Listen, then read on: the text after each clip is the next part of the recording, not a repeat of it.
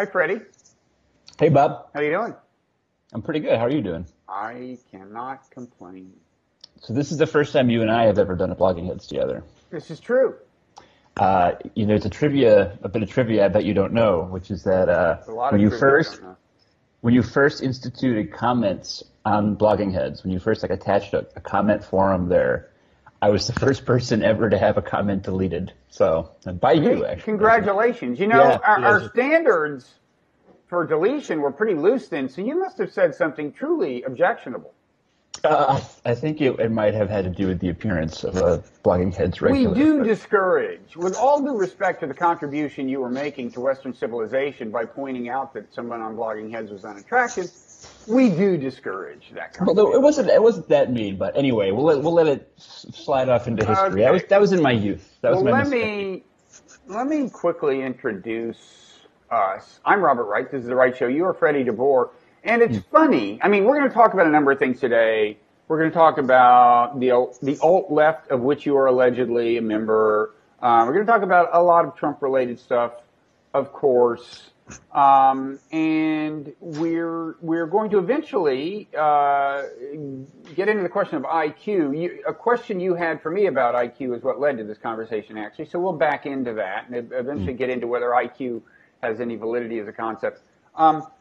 But first, as long as you're talking about comments, and as long as I want to get into your position on the ideological spectrum, I think you're an interesting specimen, both because of where you are in the ideological spectrum, and because I think you are now part of the public conversation, and I think you're someone who 30 years ago might well have never become part of the public conversation.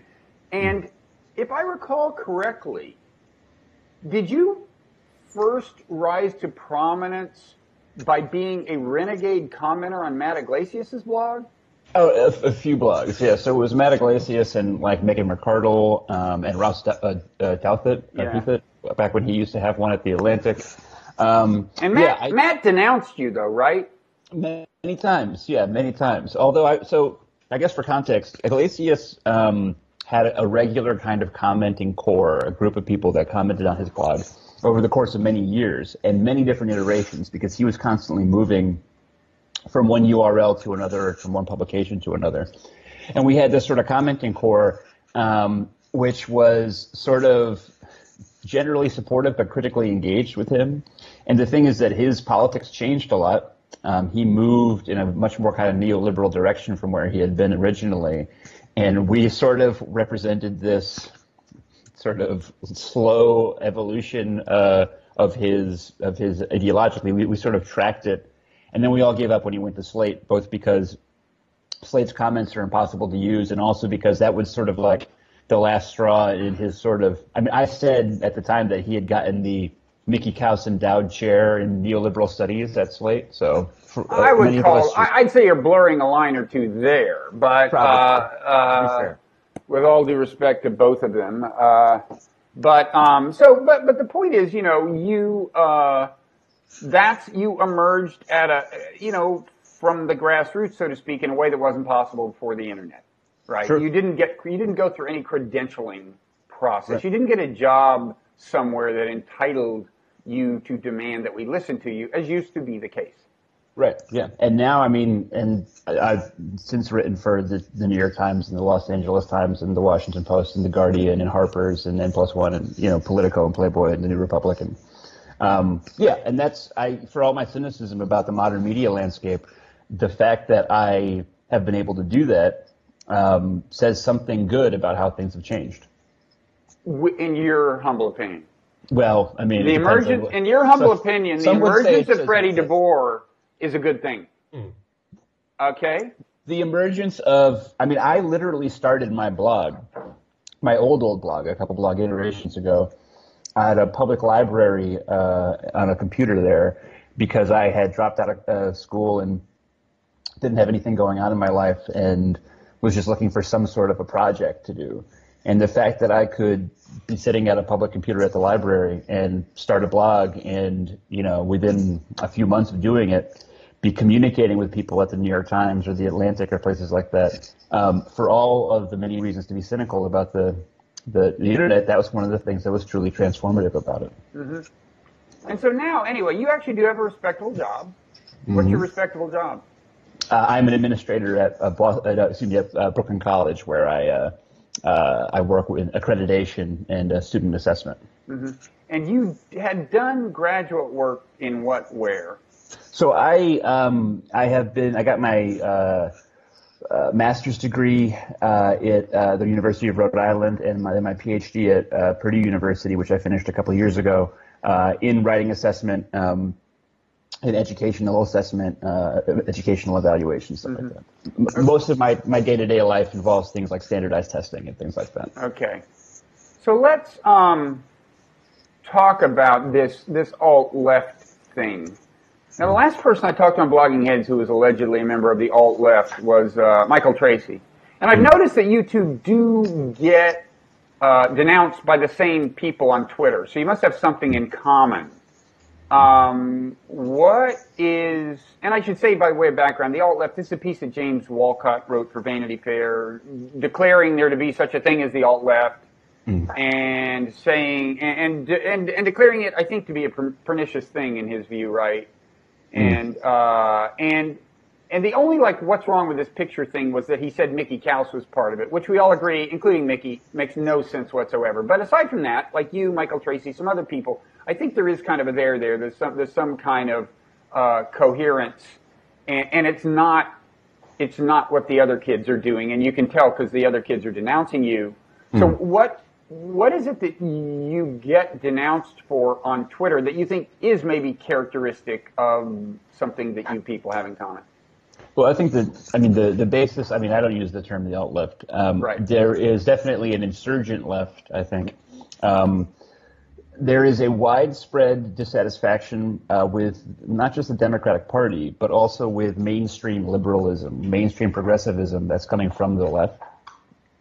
In some senses, that's sort of traditionally sort of a left-liberal divide in terms of extremity. So that piece mentioned Jacobin Magazine, which is a socialist journal in which I've been published many times and many of my friends are involved with. But it's not just about extremity. It's also about a really palpable sense of frustration and exhaustion with the sort of traditional edifice of modern American liberalism. And there's a sense that that establishment liberalism has failed, that it has fallen asleep at the wheel, that it has gotten too cozy in the halls of power, and that there is a sense of sort of a collusion with these major liberal enterprises that resulted in a lot of capitulation to the right. All of that is sort of exemplified by the Bill Clinton administration, where you had things like the welfare reform bill, which tripled extreme poverty in this country. Which Mickey Kaus championed, so right away you know he probably doesn't belong in the right. In the Mickey's inclusion is very weird in that piece. I think it was a personal thing between James Walcott and him or something. I don't know. Right. Also, the Clinton administration, I think, like the Clinton crime bill, which was just really epitomized the war on Black America. Well, you didn't want to get rid of super predators, Freddie? Yeah, well, that's exactly it, right? That someone could talk about super predators, that Bill Clinton literally, when that bill was signed, was standing in front of a row of black prisoners behind him. There's an amazing photo you can find if you look for it. We feel that problem was allowed to sort of persist without a very vocal opposition because institutions like the New Republic, institutions like, this is much newer, but things like the Center for American Progress, right, which is a much newer invention, but which represent this kind of genteel establishmentarian liberalism that is far too willing to sort of concede points to the right that it shouldn't. Mm-hmm. And what we want is a vocal and sometimes angry left-wing alternative that's willing to make an unapologetically left-wing sort of argument. In terms of why I'm denounced, I'm kind of an asshole. I guess that's probably one thing that is important to put out there. Thanks for clearing that up. Yeah, but there is we tend to have a certain style which is disdainful of a lot of this, what I would call the signaling functions of modern progressivism or modern liberalism. You are supposed to sort of embed everything that you say, particularly if you're a straight white dude like me, in a kind of tone of apology or with a lot of sort of qualifications and provisos that I don't particularly like to do because I think that that's juvenile and it doesn't actually change anything. And so I think that's part of the denunciation. But I also think a lot of it is just liberals have been accused of being socialists and radicals and Marxists and crazy lefties by conservatives for so long that it's very destabilizing for them to be then accused of other things from the left. And they've gotten used to this situation where conservatives have so lost sight of the basic sort of breadth of the ideological spectrum that it's very weird for them, hurtful for them to be attacked from their left. Okay, so let's pause on this issue of like white privilege. I take it like you don't want to spend a lot of time acknowledging and apologizing for your white privilege. Well, I acknowledge it, right? Like I will totally acknowledge it. Let everybody at home listening to this. I have absolutely never denied the existence of white supremacy. I've never denied the existence of white privilege. I've never denied the existence of my white privilege. We are in a hideously racist society that's set up to favor the interests of white people like me. We're in a patriarchal society that's set up to favor the interests of men like me. We're in a homophobic society, et cetera, et cetera. I will absolutely acknowledge all of that, and I think that we need a muscular response to solving it. My issue is that if I get on here and I do this dance, right, and I laboriously sort of say, as a privileged white man, as someone who exemplifies the patriarchy, even if I don't want to, if I go through all these apologetics and these signals, I'm doing that for me, right, and not to materially address the problem, right? I can acknowledge my white privilege until I'm blue in the face. It doesn't make any difference, right? Precisely because racism is a durable institution. The problem with things like with a lot of privilege politics is it centers the individual and your sort of discursive, apologetic form of communication. But as a Marxist, right, I believe that these problems are structural in their nature and they can only be attacked at the level of the structure. So you are not motivated by a concern you hear in the age of Trump, I gather, which is that Trumpism, which I think we all agree, I mean, I think everyone on the left kind of agrees Trumpism is in some sense the enemy or an enemy, but you're not motivated by the concern that identity politics has fueled Trumpism, that part of the support for Trump is a reaction against identity politics. I wouldn't put it that way. So I tend to try to avoid the term identity politics, and I try to avoid the term political correctness because I think that both obscure more than they actually clarify. I don't think that identity politics has enabled the rise of Trump in the sense that, of course, we have to pay attention to racism, to sexism, to homophobia, to ableism, things like that. The issue is that the Democratic Party in particular has used those issues as a screen to obscure their refusal to adopt economic policies that could have helped to defeat Donald Trump. There was a war in left of center spaces during the Bernie Sanders and Hillary Clinton campaign, the primary. And that war took on a lot of different fronts. But it was essentially about what's the future of the left of center party going to be in this country. And you have people like Cory Booker, who is a rising star of the Democratic Party, a black senator from New Jersey, who says things like, don't demonize Jeremiah Wright, don't demonize venture capital, right? Someone who has fused this appeal against racism and in favor of identity politics in a way that I respect, with a kind of neoliberal market capitalism that we should be opposed to. Whereas, and by the way, Jeremy Wright presumably would demonize venture capital. But anyway, I think Jeremiah Wright would absolutely demonize venture capital, right? And so the problem is not identity politics as such. The problem is that identity politics becomes a smokescreen where you say, for example, Hillary Clinton's speeches to Wall Street. I think that there are bigger scandals in the world. I also think it is exactly the wrong message to be sending to the country in this day and age, that you go and you make all this money on Wall Street. Even if it's defensible in some sort of theoretical sense, don't do it because the optics are bad. Unfortunately, what happened was Hillary Clinton's speeches were defended not by people saying, well, it's right on the merits that she'd be taking all this money from Wall Street, but by people saying, well, you're a sexist if you criticize her. And it's that dynamic. It's the way that genuine left-wing alternatives are rendered toxic by this repeated association of them with racism and sexism, etc., by self-interested liberals, in my opinion. That's the problem. So is part of the dynamic that for somebody like Hillary or Bill Clinton, their thinking runs, we need money, we're getting money from Wall Street, and we can do that and still have a coalition so long as we can get the black and Latino vote, kind of. That's kind of the logic. Right. The problem with that is that rich people are people who are used to getting something for their money, right? And this idea that like we can take Wall Street's money and not give them anything, I think is, we have not seen that, right? I bought into, for all of my critiques of the Democrats, I bought into the Barack Obama 2008 campaign. I thought that when he said that this was a transformational time, it was a new kind of politics, I wanted to believe him. Then he went ahead and the people that he picked, he hand-selected to solve the mess on Wall Street were guys like Timothy Geithner and Larry Summers. In other words, guys who had helped to make the mess on Wall Street, right? They have to prove to us that they can actually do this, like be cozy with Wall Street people and lead a populist party. I just don't think that that's going to be possible.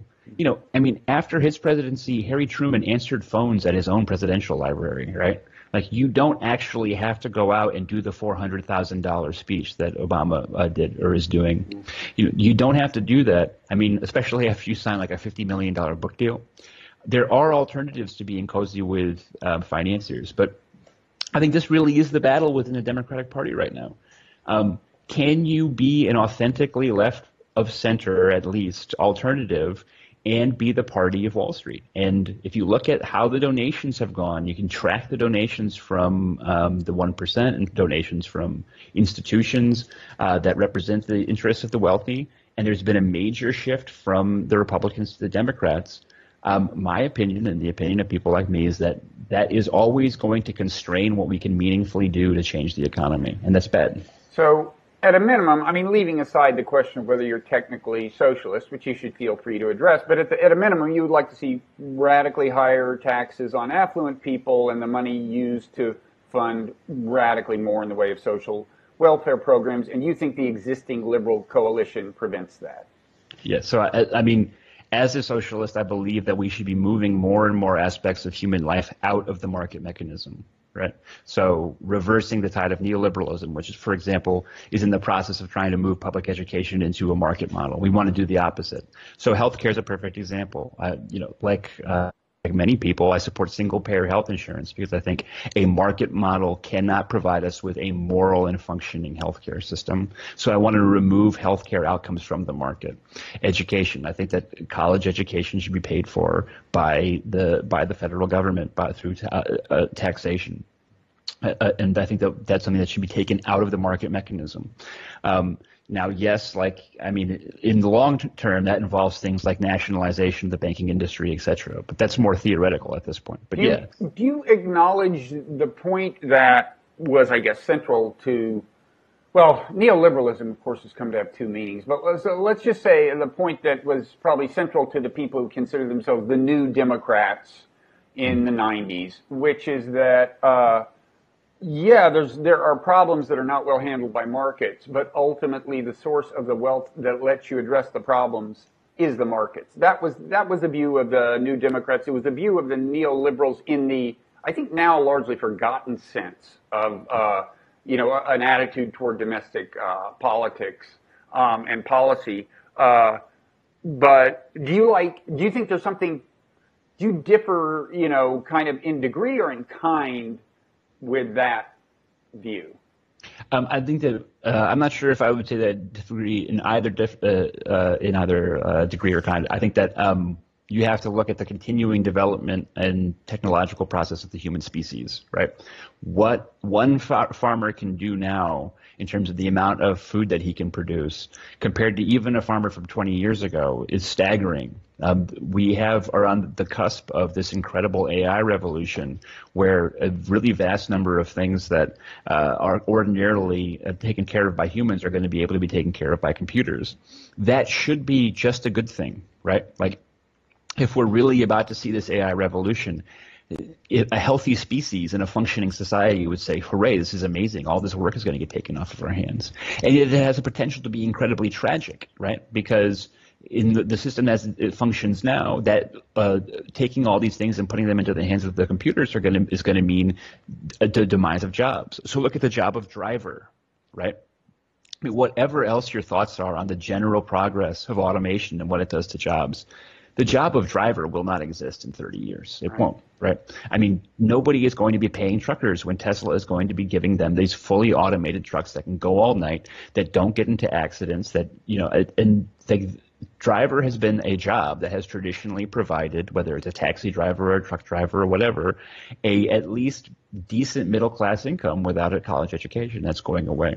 We need to harvest these gains in this technology for the good of everyone. Right now, technological progress is going to the very small number of people who are invested in Facebook or Google or Apple, right? The world is changing. Our technological capacity is changing. But what that's resulting in right now is immiseration. It should be resulting in a improvement of living standards for all people. It's entirely possible that we do that. That's where disagreement enters in, of course. I mean, some people would say, well, once you take into account incentive effects, no, if you take a lot of money away from the people who are earning and redistribute it, you will just have so much smaller a pie. That's the traditional argument, right? You use the internet a lot, Bob? What do you mean? The idea that people only do things and create value under specifically monetary incentive, I think, is entirely disproven by the internet, right? I guess in some sense, people might get some sort of eventual monetary value from many of the things that they do. But, people on the internet program games for free. They make tons of videos for free. They record podcasts for free. They, a friend of mine was dissatisfied with all the plans he could find for fine, but you have to put food on the table. You have to put food on the table. But again, my point is that once you remove people's constraints of having to work 40 hours a week, right, you are giving them the opportunity to engage in all kinds of human flourishing, which then are removed from the market, right? And again, okay. That seems to me the answer to the question: is a universal basic income really a good thing? Because there is the counter argument to that. Damon Linker wrote a piece a few weeks ago saying, no, you have to understand work isn't just about making money, it's about giving people meaning. So the idea of just handing out people money for doing nothing is a bad idea. And you've just addressed that question. In other words, if we just give money to people, will they just waste away, get depressed, become drug addicts, etc.? And I think you're saying the internet says no, they'll do interesting stuff. But there is the separate question of who's going to be doing the work that makes all the money that gets redistributed? And I guess you're saying, and maybe it's right, I haven't really thought this through, maybe you're saying the bigger role technology plays, the less of a question that is, right? Because you just set up the machines and they do it.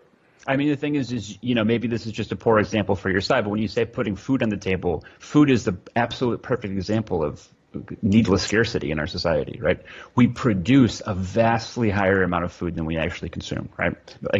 Food waste is through the roof. We have artificial scarcity in that side. Now, of course, you're going to have people who do things like run the sewers or whatever and do the dirty work. So, not to get too deep into the weeds, I think that we transition gradually to a system of market socialism, where something like an UBI, coupled with things like nationalization of the banking industry for other reasons, gradually removes things from the market mechanism and creates a situation where more and more people work less and less hours. You don't immediately stop and say everybody's just on the government dole now. right? If you have some sort of a guarantee of a minimal income, some people will just take that minimal income and be artists or be philosophers or whatever. And yes, some people will just play Xbox all day. I mean, I would argue that the reason a lot of people take opioids while they play Xbox, and which tragically diminishes your Xbox performance, by the way. But well, it's not like we're not producing a lot of opioid addicts under capitalism right now, right? The point is that you'll still have people working jobs, right? The thing is that there's going to be people who won't accept the guaranteed minimum income, who want to do more, and to them we give them the dirty job. You say, okay, you want to go into the sewer, all right? Then we'll pay you for that labor, right? The other person who right now is working some terrible, pointless office job that exists only to have a job, right? But who would really like to be making jewelry and selling it on the internet, but who can't afford to do that, who can't afford to live that way. Well, guess what? You give them the guaranteed minimum income, you give them government-provided health insurance, and they can then after that take advantage of that productivity, do that full time, and they don't have to worry that the market rewards their productivity and exactly the amounts that they need in order to live, right? And I think that you would see an incredible flourishing of human productivity. Part of the reason that people come home and they just sit on the TV all day is because they're exhausted from working 40 and 50 and 60-hour weeks, right? Once you free people from that, one of the things we talk about is not making everybody unemployed, right? One of the things we talk about is reducing the average work week to like 20 hours a week, right? Mm-hmm. There's no reason whatsoever that we couldn't have a standard 3-day weekend, right, every week. Doesn't that sound nice? That's completely possible under the current technological structure of this country. It is absolutely possible for everybody in this country to be working a 4-day work week. We could achieve that if we not even that dramatically restructured our economy. It's possible right now. Yeah. One more question on this before we move on to a slightly different topic. Is it my imagination, or are there actually two different versions of the universal basic income being floated? One kind of on the left, but one kind of on the right. I mean, I gather there's like a left-wing version where you leave intact all of the existing social welfare programs, if not indeed enrich them, and on top of that, give people an income. But I think there's kind of a right-wing, I guess, libertarian version where we strip away the social welfare and instead give people some money, and that way you've gotten rid of the paternalism that they hate, right? So I mean, this is right? Universal basic income has more than one ideological identity, right? Right. Yeah, and so I think it's really important that I say to the viewers is that universal basic income is not remotely a universally held position on the left. In fact, it's attracted a lot of left-wing critics. For macroeconomic reasons, I won't try to summarize here because I'm not qualified to. Right now, one of the debates that's playing out within left-wing spaces is whether we want a universal basic income or we want a jobs guarantee. I think jobs guarantee is a little bit incoherent in some ways. We don't have to get into that, but it's a very basic question, right? Do we want less work or do we want more? So I don't want to represent the socialist position as just necessarily in favor of universal basic income. As far as the right position goes, look, Milton Friedman famously argued that we shouldn't be means testing food stamps, right? We shouldn't be testing to see if people actually meet the income threshold because you end up spending more money on that enforcement than you would if you just made them universal for everybody, right? Mm-hmm. Who wants them? And so, yeah, there is that side of it. I would definitely not accept a thing that says, well, we're going to switch to a universal system, but the total sort of amount of money that the government is spending on redistribution goes down. This can only work if we're actually raising the amount. Because again, we've got this creation of this massive amount of wealth in the hands of a very tiny number of people, unlike anything we've ever seen before. And the basic point is to recapture that money for the good of all people. Okay. So back to the alt-left, it seems to me that one thing, at least some people who are said to be in this alt-left thing, or whatever you want to call it, have in common is that they react against the liberal, you might say, preoccupation with this whole Trump-Russia thing, right? Like, Glenn Greenwald, certainly, Michael Tracy. I don't know if you've been active on this front, But there's a tendency to think that liberals are overdoing it here, right? Are you on board with that? I agree very much, yeah. And why is that? What mistake do you think is being made? The mistake that's being made is that the Democrats just lost an election that they should never have lost to a deranged game show host who was on video talking about his habit of sexually assaulting women. The fact that we lost, the fact that the Democrats lost, demonstrates that something has gone very, very badly with liberal messaging. If it's really essential to say, the problem the Democrats face is so much deeper than Donald Trump. Even if Hillary had won the Electoral College, right? Since 2010, Democrats have lost more than 1,000 legislative seats at the state and the national level. More than 1,000. The state apparatus of Democratic politicians, Republicans control something like 34 or 35 of the state legislatures now. They control something like 33 or 34 of the governor's seats. Our ability to win the House of Representatives has been completely decimated. The Democrats, as Matt Iglesias said, of all people, are a smoking pile of rubble. The longer that they engage in conspiracism, the longer that they fixate on Putin, is more time that they're not addressing these fundamental issues with the party. The Democrats have to come up with a platform that means something to people. They have to go back to figuring out how can we try to appeal to all kinds of people in all 50 states and try to win back the control of this country. And every minute that they spend fixating on Russia is time that they're not addressing that problem. Okay. And I think Glenn Greenwald and others have additional kinds of issues, right? Like that, traditionally liberals have been, people on the left have been rightly skeptical of leaks coming from the intelligence apparatus of the United States and have been rightly skeptical of demonizing people by virtue of their association with menacing foreigners and so on, right? I mean, there's a couple of kind of tropes that I think they would say are being used hypocritically now. And it also remains the fact that there is absolutely no verified, credible evidence of any intentional collusion between the Putin government and the Trump campaign. Like the fact that to this day we don't have one piece of verified, credible evidence that actually happened. I kind of think the collusion thing will not pan out, at least in terms of evidence, except possibly with people who were never part of the administration per se, like Paul Manafort. And I kind of think what Trump has to worry about, and this may be what he's worried about and why he fired Comey, is that if you delve deeply into his financial history and probably into the financial history of his son-in-law, you're going to find some very interesting stuff. I mean, the guy has been playing fast and loose forever, and he's clearly been getting money from, mobsters and stuff, which isn't a crime by itself, but I just mean when those people are your investors, there may be issues. Look, I have no doubt that that the Russian government and Russian intelligence agencies tried to manipulate the American election in some way or the other. That is, unfortunately, an absolutely sort of banal piece of sort of what espionage agencies do. I know that because I live in the United States, and no country has more successfully and more repeatedly influenced the elections of other countries than the United States, including when we did it when we were able to rescue Boris Yeltsin just a couple decades ago. So, yeah, I think that, the question for Democrats is, why was your candidate so weak and so vulnerable that you were unable to prevent this manipulation from impacting the outcome of the election? Mm-hmm.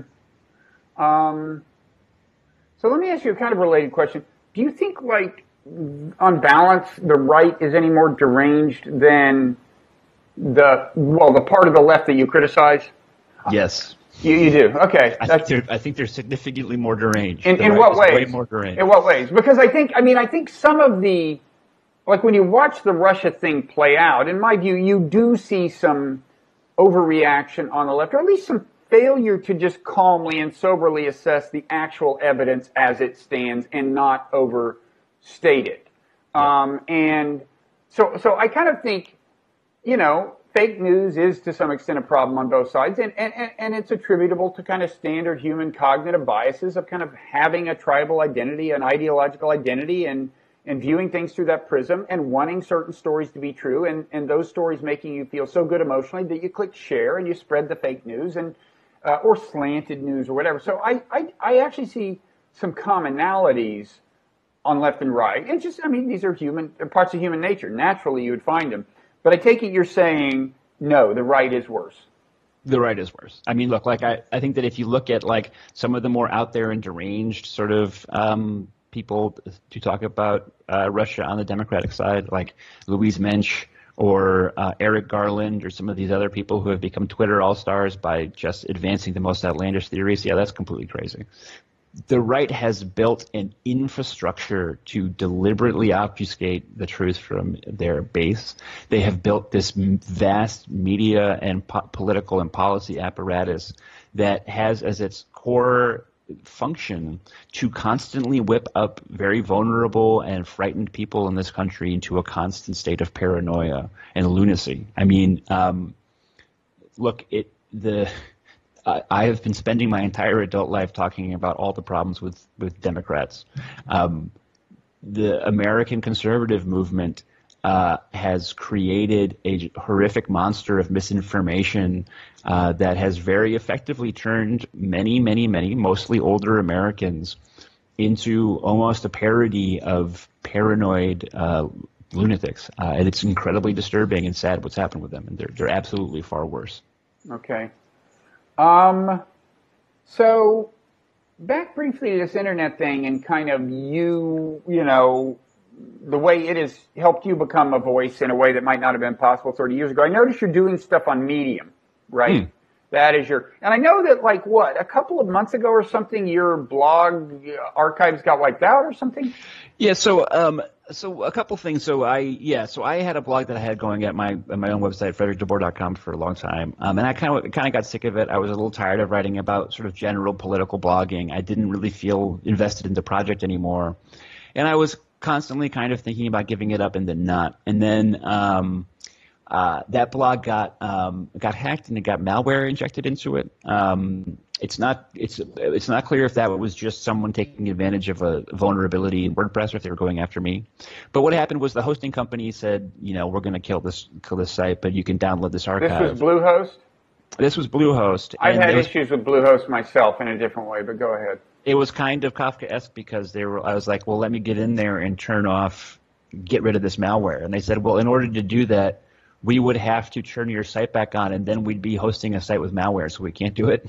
So, but it was actually kind of freeing, and I said, well, this is a great opportunity to start something new. So I have started a new blog, an education policy blog and research blog called the ANOVA, because that is my area of actual expertise, educational assessment. Now, is that the thing that's on Medium?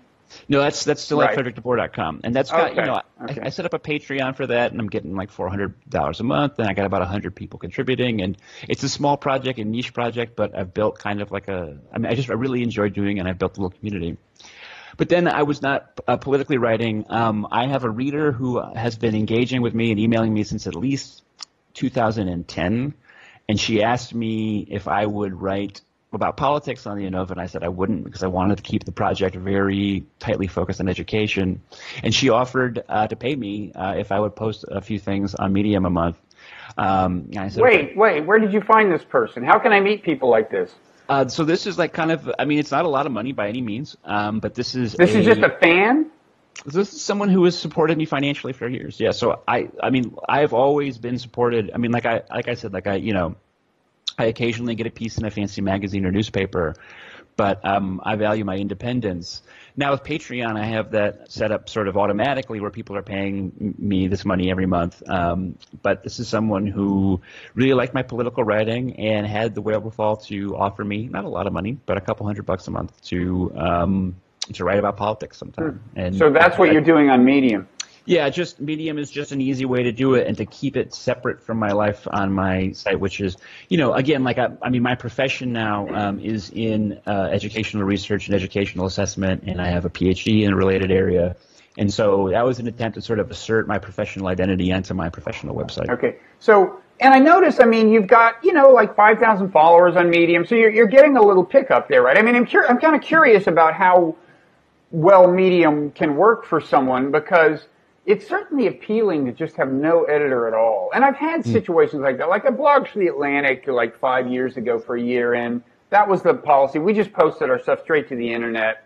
Right. And I really liked it. On the other hand, you did, in a sense, have overseers. You knew they were paying you money, and you knew they were reading what you wrote. So there was that form of liberation was lacking. The form, of course, you've got a patron, so maybe that, who knows, has constraints. But the point is, if one just wrote without remuneration for Medium and didn't have to worry about an editor in any sense of the word, I can see the appeal of that if you could pull it off financially. And it looks like a person can build up a following on Medium. I mean, I guess you have to have some kind of pre-existing following on Twitter or something, right, to leverage. But I mean, again, like I've been doing this since 2008. My first blog was on Blogger, and then and I have my one going on WordPress. I mostly chose Medium because it was sort of like it was simple, and like I thought it was a kind of elegant interface. But yeah, it was more just about having a space that I would just kind of keep separate from that other identity.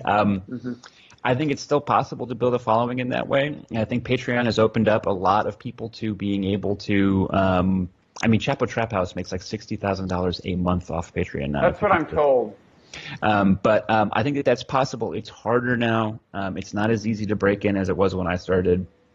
But yeah, it's, a lot of this is kind of related to my near pathological need to write. I write 20,000 words a week or more, and if I'm going to do it, whether it's in a Word doc or on the internet, and I might as well have an audience when I do it. But yeah, you have to be self-motivated and you have to be self-disciplined. I mean, I'm lucky in that I can write pretty clean. I don't need a lot of editing. I don't need a lot of copy editing, depending on who you ask. But yeah, you have to have a specific kind of mentality to want to go through with it that way. And by the way, recommend to the young writers living at home, okay, get a few things out there. If you can write for a few times, that's fine, but build a little portfolio and then go hunting for staff writer jobs at places in New York or Los Angeles or DC, because then you'll get health insurance and you'll have to go into an office every day, but that stability is, you don't want the freelancing lifestyle. No. Plus, it's just good to have some place to go other than where you live. That's true. So as for your blog, which focuses on, like education stuff, I guess that kind of leads us to the question you had wanted to discuss about IQ. Not that I'm an expert. I've written about psychology in kind of other senses. I mean, and I did write when I was at the New Republic, and the editor of the New Republic chose to publish an excerpt from Charles Murray's book, The Bell Curve. Several of us wrote in opposition to that decision, and I talked a little bit about issues of that Murray addressed, like heritability. So if I can remember that stuff from like however many years ago that was, maybe I have something to contribute. But in any event, what is I guess you wrote something about IQ and took some heat over it, and that is what you want to discuss? Yeah. So but it's also, I mean, so. The position that I voiced in those those two blog posts, which we can link to, was then pretty much almost the exact same position was sort of made by three psychology professors in an article for Vox, which we can also link to, and which was kind of validating for me. So let me lay it out like this. So there is, as people know, what I would call a straightforwardly kind of racist argument, what I tend to call pseudo-scientific racism, what its adherents call race realism, or they often like to talk about human biodiversity. And that basic idea is that race is real, so that things like, a black person or a Hispanic person, Asian person, that these are designators that carry with them real world value, and that there are consistent and significant differences in intelligence between those groups, and that they say so. A black American, they say, is a standard deviation IQ below that of a white American, for example. Like a lot of people. And that the basis of that is genetic difference. Right, That's the key part of their argument. Exactly. So these are genetic differences that are sort of encoded in the genome, and so there's limited degree to which they're subject to intervention to change. Like a lot of people, I hope most decent people, I reject that argument, which isn't very brave of me. But I think that is incorrect for a variety of reasons, the most important of which being that I don't think that races are real in the sense that race realists, or whatever you want to call them, do. That our concept of race is a set of sort of social and cultural expectations that we impose upon these tendencies of shared recent heritage, right? So that, for example, if you look at the average Black American, right, is often called an African American, but in fact, if you investigate their genome, you tend to find that the average Black American is something like 35% white, something like that, or at least 35% recent European heritage, right, which is a better way to say it, and that all of these assumptions about recent heritage that are bound up in the idea of race don't have real strict kind of connection to genetic ancestry. So if you look at the concept of Asian, right, it makes no sense at all to me that someone who is the child of Cambodian refugees who came to the United States in 1970 shares something with someone whose family has lived in the northeast quarter of Pakistan for the past 5,000 years, right? Like the connection between them seems to me to be entirely artificial, and yet they both would select Asian underneath the census designations, right? Now, that has tended to create this sort of concept of the sort of genetic racist on the right. What that has been met with, unfortunately, on the left is what I would call liberal blank slatism, which is if the other side says that race is real and that there are these genetic intelligence differences, we're going to deny that there's any impact of genes on intelligence. And the problem with that is that it's not true. That, in fact, the fact that intelligence is highly, although not at all entirely heritable, meaning that genetics do influence your academic ability, your IQ, whatever you want to call it, is one of the most replicated research findings in the history of experimental psychology. It has been replicated over and over and over again. So how do we know? Things like, for example, biological children are far more like their biological parents than adopted children are like their adopted parents. Adopted siblings, so siblings who don't share any genetic material, are no more alike in their IQ, or not much more alike in their IQ and things like that, than complete strangers.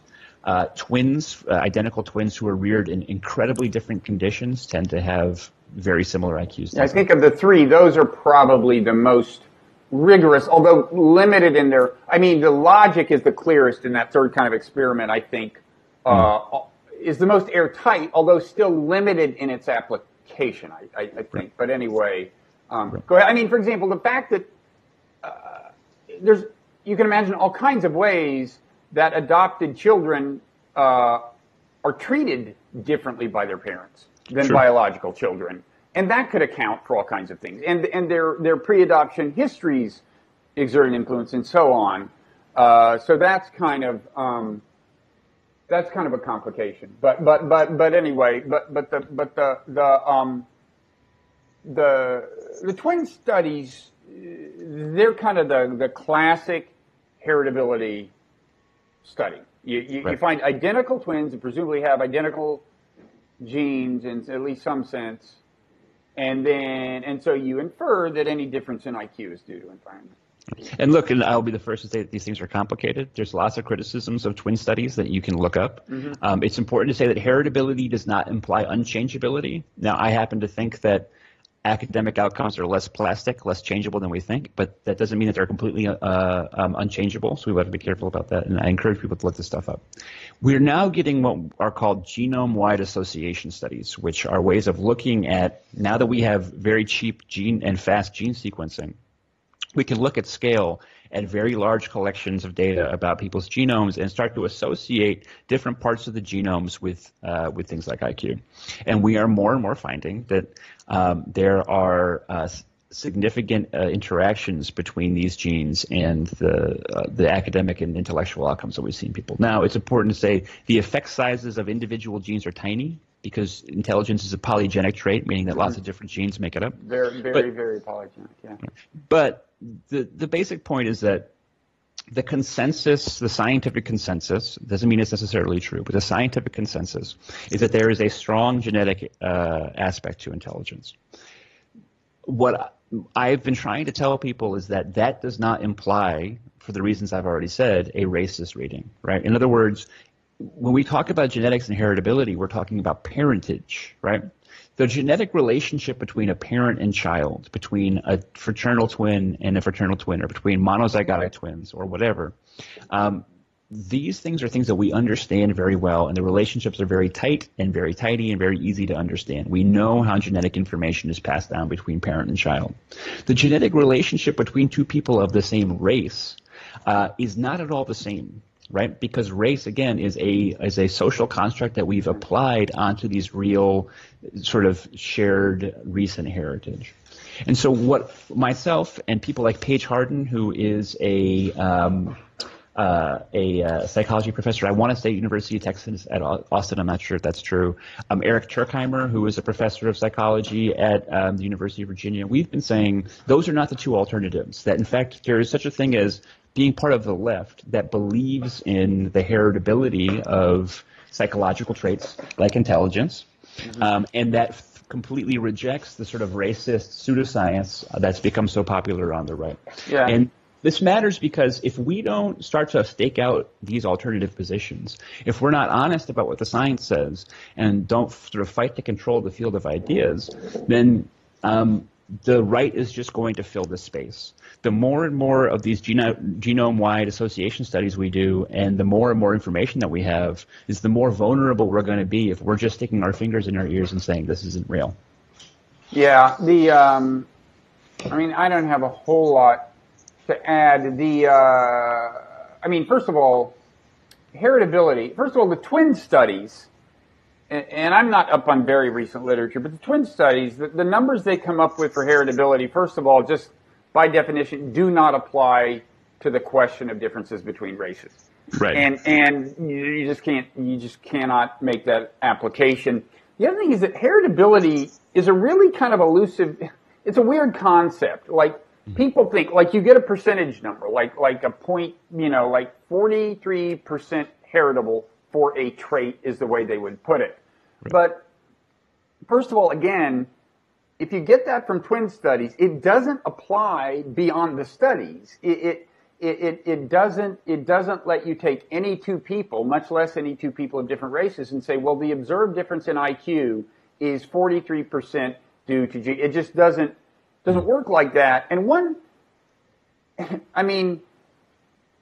of weird thing that a lot of people don't appreciate about heritability is, like, it's even within its legitimate realm of application, it's not like a fixed number. Like, if you equalize environments, it changes. And here's something that might surprise people at first, which will just show that they haven't thought about this weird concept much. But if you equalize environments a lot, like start sending kids to the same schools, whereas, say, previously two twins or two other people had gone to different schools, one good, one bad, the more as you standardize environment, what happens with heritability is the number actually rises, okay? Mm-hmm. Because by definition, if two people's environments were exactly the same, if you got it all the way, and you said, well, then what percentage of the difference in IQ is attributable to environment? Well, it has to be 0 if the environments are the same, and then so heritability would be 100%. Now, the fact is, even then, as a practical matter, it wouldn't be the case that the part due to environment was 0, because, there is such a thing as non-shared environment. You've probably gotten into this, right? And this is a weird thing, too. So it's like they might say, well, two kids in the same family, they have very different, IQs, and yet their environments were the same. Well, no, their environments aren't the same. He's the little brother, and he's the big brother. And that's radically different right there. And, like, they go to the same school, but they have very different experiences and so on. So all I'm going to say is it's all very elusive and hard to pin down. there's also the question that you had originally asked me, which is, well, wait, is IQ a valid concept in the first place, this idea of general intelligence? And there I'd say it's actually not a very good reflection of what intelligence actually is. In fact, the part of psychology I've written most about, evolutionary psychology, most evolutionary psychologists would say, the mind is, they call it modular. I mean, it's like it has all of these different, it's like a Swiss Army knife that does a lot of different intellectual tasks. It's not like a general purpose computer, and you just say, well, how powerful is that computer? It does a lot of different tasks, and people can be good. Like when I tested in high school, I was way below average on spatial relations, which is the ability to look at, the test was you look at these two-dimensional depictions of things and then pick which of 4 renderings of like a carton that they could be folded into is the one they could actually be folded into. I'm terrible at that. I'm good at other things. It's like, so that doesn't mean IQ has no validity. It is of some predictive value. If you're going to try to predict how well someone does in college, you're better off knowing IQ than having no information. It's true. So it's not analytically vapid, or devoid of emphasis, but it's not very reflective of intelligence, much less achievement. Right. So, look, and again, like I often feel like I have to sort of navigate between these poles here, right? Because again, we are caught so much in this sort of genetics explains nothing or genetics explains everything kind of binary. We live in a world of variability. If, like you say, if we do a study and we find that genes sort of predict 50% of the variability in someone's intelligence. That, of course, doesn't mean that everyone is walking around with exactly 50% of their IQ explained by their parents' IQ. There's variability in that number. It's sort of the nature of sampling. IQ is, I think, a powerful but limited metric, which I'll say is that IQ has predictive validity for the things that it is intended to predict. So if you take a kid at 7 years old and give them an IQ test that's been validated, that will give us a pretty strong clue about how well they're likely to do in algebra class when they're 14 years old. Is that a prophecy? No, because we live in a world of variability. There's going to be kids who overperform their IQ that they got seven years old. There's going to be kids who underperform it. Is it actually a pretty strong predictor for the social sciences? Yeah. But then, of course, there's all sorts of things that IQ is not intending to measure. Whether or not you're likely to be a chess champion is something that tends to be pretty well predictable by IQ. And we can imagine why, because it's got a kind of like raw abstract processing power. Whether you're someone who's going to be a good used car salesman because you know how to schmooze and you know how to read somebody and you're good at reading social cues and you're good at getting in somebody's head, that's just not something that IQ But by the way, I would be a bad chess player precisely because I'm not that good at visualizing these theoretical spatial relationships far into the future as good chess players can do. I'd say to people all the time, like, what was Otis Redding's IQ? The answer is, who gives a shit, right? Like, he was good at something that's very rare. He had an incredibly rare talent at something that really matters that is not IQ predictable. And unfortunately, when you get into these debates online, I call them the G men because G stands for general intelligence, and they want to act as though G predicts everything that matters, mostly because they all think that they have high IQs themselves. But there are all sorts of ways that humans can contribute to human flourishing that matter that are not based on this sort of raw abstract processing. And I will say, let me say a point that I've made before. The jobs that are going to be automated out, the tasks that are most likely to be taken over by computers are precisely the tasks that are most sort of dependent on raw processing power, right? I don't care what your IQ is. You're not going to be a better chess player than Deep Blue, the IBM's chess playing computer, because computers are better at it than we are. As we move forward into a more and more automated future, it seems very likely to me that the jobs that are going to be, the skills that are going to matter most are going to be those soft skills that are least predictable by IQ. That all that being said, right, we have to be honest and say not everyone has the exact same chance of being a Nobel Prize physicist. That is not true. And that kind of blank slate ideal, I think, leads into some destructive places for liberalism. Okay, so we have come full circle because we're talking about liberalism again, and we've been doing this exactly an hour, 59 minutes and 58 seconds. So that's when we generally sign off. So thank you, Freddie. Where can people find your stuff? We basically mentioned, so Freddie deBoer.com has been resurrected as an education thing? So Frederick, FredrikDeBoer.com. Although if you just Google Freddie deBoer, you'll find it. Yeah, it's called the ANOVA. It's at the ANOVA blog on Twitter. I'm having a lot of fun. It's like a lot of times it's me going through like a recent study and pulling out the ideas and talking about stats in a way that's accessible to popular audience, talking about ed policy, ed politics, stuff like that. I'm really enjoying it a lot. Okay. And then you're on Twitter, right? I'm on Twitter. At? Freddie deBoer. Who would have guessed? Okay, so people should run and find you. And I hope you'll come back and talk in the future. I will. Okay, thanks a lot. Bob. All right, bye-bye. All right.